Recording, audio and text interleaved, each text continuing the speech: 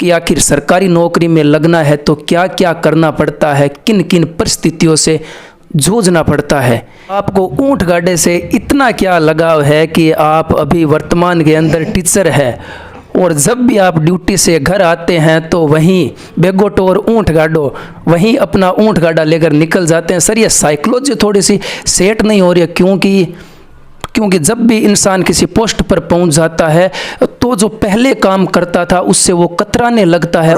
आदमी को चाहे वो कहीं पर भी किस भी ओहदे पर पहुंच जाए, उसे अपने जीवन के जो पुराना दिन है, पुराने समय है, उसको कभी नहीं भूलना चाहिए। करत करत अभ्यास ते जड़मती होत सुजान, आवत जावत रसरीते सिल पर पड़त निशान। अगर बार बार अभ्यास करोगे तो आपको एक दिन सफलता जरूर मिलेगी। मैंने मेरे जीवन में 1 साल पहली बार मोबाइल बंद रखा था और उस चक्कर में मैंने सफलता भी हासिल की थी। क्यों? पशु परिचर आया है, मैंने पशु परिचर में हाथ डाल लिया। कल LDC का आया, मैंने LDC में हाथ डाल लिया।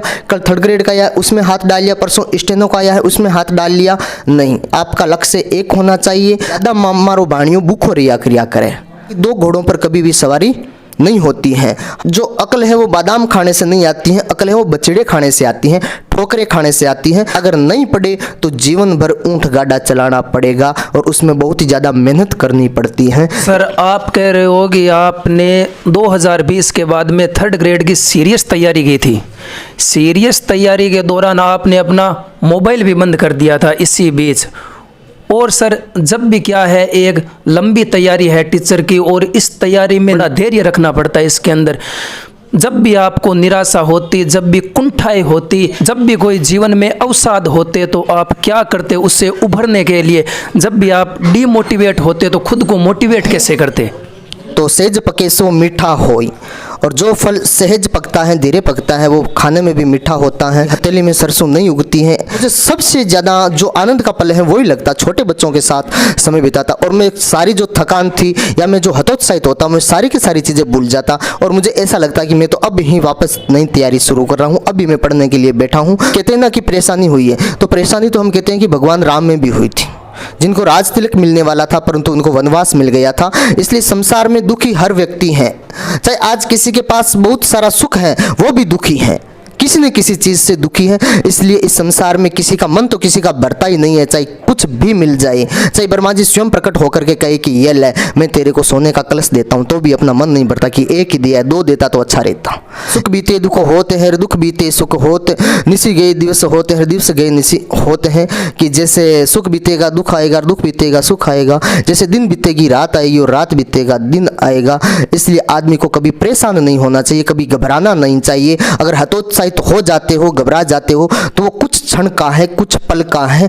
अगली सवेरा जो आएगी वो आपके लिए खुशहाली लेकर के आएगी, ये आप निश्चित रहे। कि लाइब्रेरी के अंदर नेट भी फ्री को मिले है। जन छोरा सोचे है कि नेट ने तो 100 किताबें लागेड़ी है, नेट ने जितो यूज हो सके बितो लेवा कम कम 700 रुपया दिया लाइब्रेरी में बैठा। तो वर्तमान के माया जगह ए भाई अपना तैयारी कर रहा है तो ए मोबाइल ने के प्रकार मैनेज करेगी सगे नौकरी भी लाग जाए। मैं कहता हूँ ये मोबाइल है, इससे अच्छा जीवन में आज कोई चीज़ नहीं है, पर तो इससे बुरा भी कोई चीज़ नहीं है। सबसे बड़ा दुश्मन ये है आज जीवन का, ये आपका जीवन बिगाड़ सकता है, ये आपका जीवन बना सकता है। कुछ साथी मेरे जो भटक जाते हैं, मैं उन्हें कहता हूँ कि आपको भटकना नहीं है। अगर आप भटक भी जाते हो तो एक बार के लिए आप मोबाइल बंद कर दो, आंख बंद करके सोचो 10 मिनट के लिए कि मैं किस लिए तैयार हुआ था और मैं किस दिशा में जा रहा हूं। अगर मेहनत ईमानदारी से करी है तो आपके भाव से चाहे महिलाओं को 50% दे, चाहे 20% दे, चाहे 70% दे, आपको एक सीट चाहिए। आपको सिर्फ ये ध्यान रखना है कि मेरे को तो सिर्फ एक सीट पर चयन लेना है।